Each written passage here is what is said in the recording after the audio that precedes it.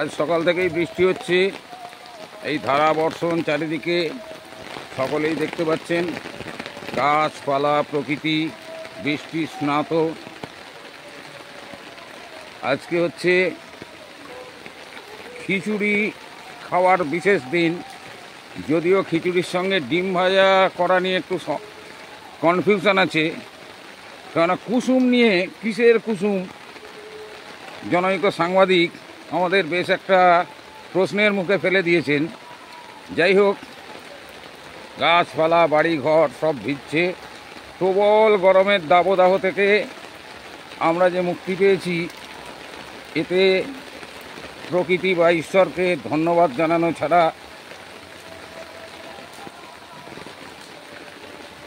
আমাদের কোনো কথা থাকতে পারে না। বৃষ্টিতে বাড়ি ভিজছে, গাছ ভিজছে, ফুল ভিজছে। যদিও গোলাপ ফুলগুলির অবস্থা খারাপ হয়েছে, তারা বৃষ্টির আঘাতে একটু জীর্ণ হয়ে গেছে। রাস্তায় আপনারা দেখতে পাচ্ছেন জল জমেছে।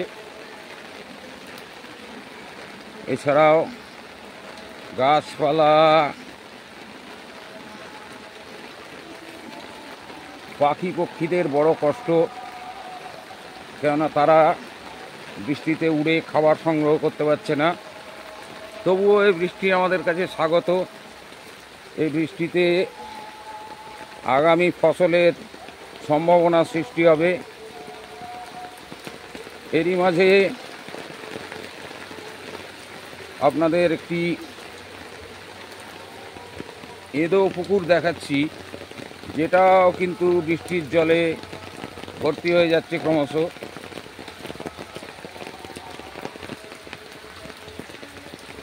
বিভিন্ন ধরনের গাছ তাদের ঔজ্জ্বল্য ফিরে পেয়েছে। রাস্তাঘাটে লোক কম।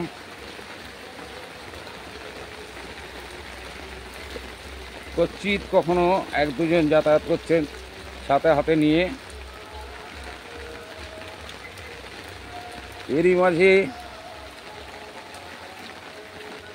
দেখতে পাচ্ছি কিছু কিছু লোক আলো জ্বালিয়ে রেখেছেন। এটাকে অপচয় ছাড়া কিছু বলা যায় না। এই যে দোকানটি দেখছেন, আপাতত ক্রেতা না থাকায় বিক্রেতাও দরজাটি বন্ধ করে রেখেছেন।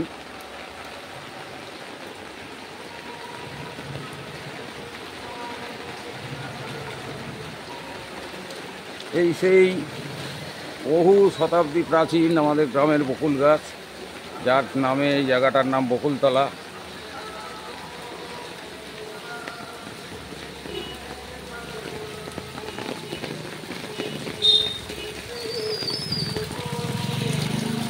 তো একটি মোটর বাইকে করে বর্ষাতি গায়ে দিয়ে লোকে যাচ্ছে। এত বৃষ্টির চোটে পাঞ্জাব ন্যাশনাল ব্যাংকের গ্রাহক সেবা কেন্দ্র এখনও খোলেনি। স্বত্বাধিকারী তো নেইমাত্র আসলো। বিল বানাচ্ছি।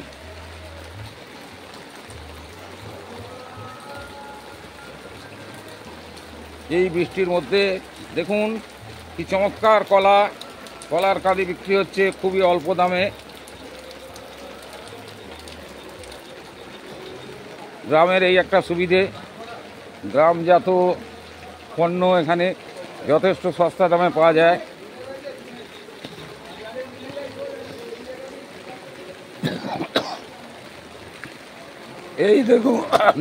এই দেখুন আমার প্রিয় চায়ের দোকান, যেখানটা সবসময় ভর্তি থাকে, কিন্তু আজকে বৃষ্টির কারণে খুব বেশি লোক নেই।